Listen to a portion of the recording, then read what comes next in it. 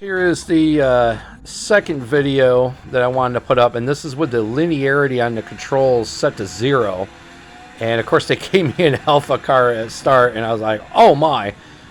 Like, I even noticed on this where it was actually quite quicker, which I thought these things were quick enough as it was. I was actually really comfortable driving the alpha cars, the F1 cars, like the way they were, like standard.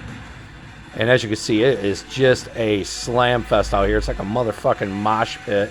It's insane how aggressive these guys are when they don't realize that if you don't hit people, you're a lot quicker. Like, I don't understand why a lot of racers don't see that.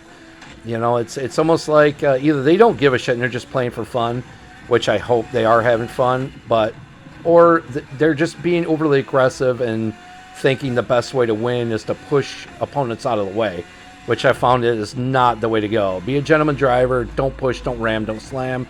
You're actually a lot quicker if you just focus on your line and keep an eye on those turns. Keep an eye on those curves.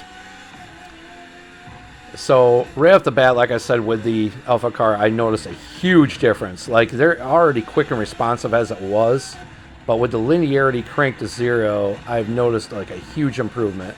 It is almost too quick. It's almost too quick. And here I am, like, driving through the pack, and I was like right there. I was like, oh my god, here we go. I got it, you know.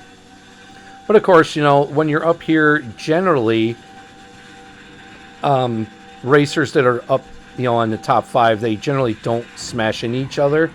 But then I got this guy pushing me in the back, and then these other guys pretty much screwed themselves just to hit me. You know, it's like, Jesus, man. Drive around, hit your brake, just be patient, wait a second, and look for an opening. But, you know, no one wants to do that. Everyone's too concerned with trying to take first place in the first part of the race. So now we're driving another Porsche clone. This is the Carbon Edition GT3 or GT4, I believe. GT4.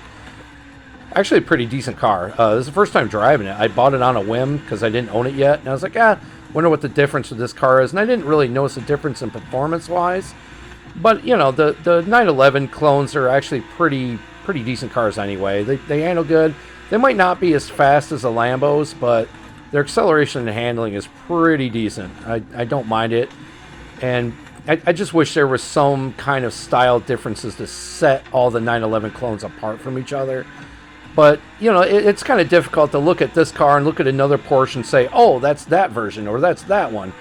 You know, it doesn't look any different from the GT3, the GT4, the Carrera, or any of that shit. They all look really identical. Which I guess with the history of Porsche, that's kind of their thing, I guess. Why mess with the design if there's no need to? But at the same time, if you're going to put out, like, different models, there should be a difference in design. There should be some kind of difference.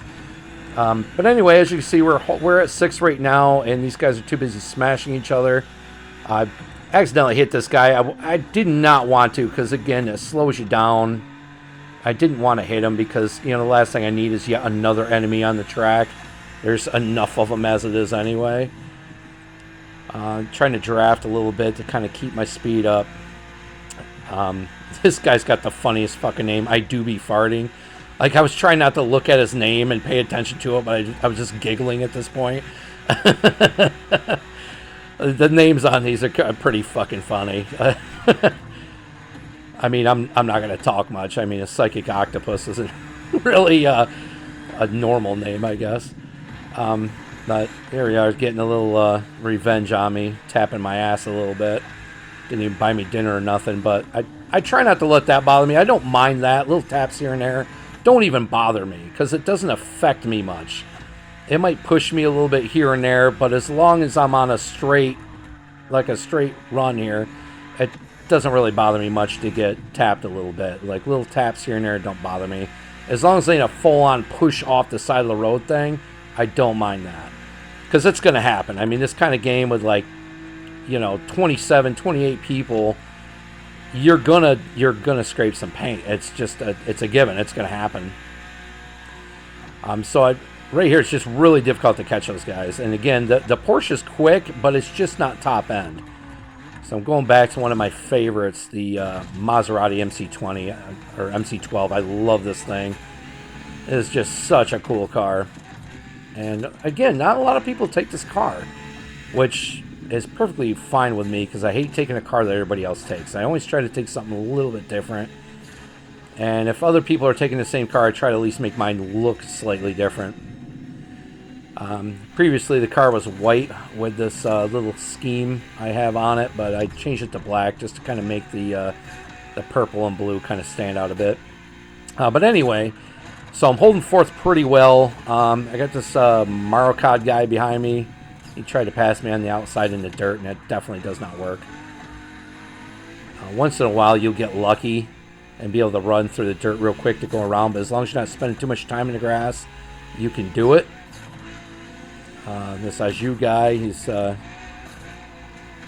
driving a OP meta car, but it doesn't bother me anymore because the OP meta car is really, if you can't drive it, you're not going to win with it anyway. So right here you got another car, the same car Marocod's driving, and this kind of like Attack of the Clones here. These two meta clone guys just kind of, back and forth. Again, still holding a pretty good position. Even if I would have ended the race here, it still would have been a good position. But this guy was too concerned with, holding me back that he should have been paying attention to his line. And now we got another guy join the fight, this little CJ. And he, of course, took on that guy. And I got another guy behind me, some clacky guy. So all the while they're busy focusing on pushing and hitting, other cars are catching up and joining the fray and making it a clusterfuck.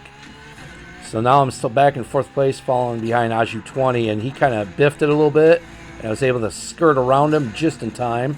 But of course, I took the grass too much, and now he's right on my six again. He ends up sliding by. But there we go, guys. Like, that's the difference between not setting your controller settings, which, in my opinion, it really needs to be put back to, like, it all needs to be fair. Like, even playing field, like, because not everybody's going to know how to do this stuff, how to change their settings and stuff. But anyway, guys, thanks for watching. You've seen right there, that is the difference between setting your controller settings and not. Like I said before this, I was hitting 15th, 20th place. Like, I was like, what is going on? It's not like I'm new at this. I played games since the Atari 2600. I've mainly played racing games as my favorite genre. How can I be this bad? And really, it's all about your settings, which, again, being an arcade-style racing game, in my opinion, it all should be a level playing field, whether you're using a steering wheel, whether you're using a PC keyboard, mouse, or whether you're using a controller. It all should have the same response time. I don't understand why they have to implement this crap. It kind of ruins the game, in my opinion. Last note on this, if you all remember a game called Cruising USA, it was an arcade game back in the 90s, and you could race anything from like a Dodge Viper or a Lamborghini to a school bus and a cop car. The fun thing about that game, which made that game so fun, was it didn't matter if you took a school bus or a Lambo. It handled the same, and it was the same speed. That's an arcade style racing game. That's what arcade style is. It don't matter what car you take because it's all just an image anyway. It's all just a skin. It's all just about having fun. Whereas games like this, they try to put arcade style elements into it, but then they squeeze other shit into it, simulation style shit into it, which, I don't know, some people might like that. Myself personally, if I want to play a simulator, I'm going to play like Assetto Corsa or Gran Turismo. If I want to play arcade style, I'll play something like this or Need for Speed. That should be the differences, but nowadays that line is getting kind of blurred. Anyway, guys, thanks for watching. If you stuck around this long, I really appreciate it. Give me a thanks, give me a like, throw a comment in below, whatever.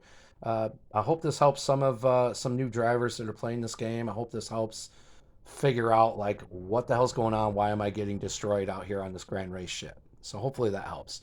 Remember, throw your linearity all the way to 0. Your handling would be a lot quicker. It might not be as good as, say, using a wheel mode cheat, but at least it will improve your response time. All right, thanks, guys. Thanks for watching. Peace. That is a fine-looking car.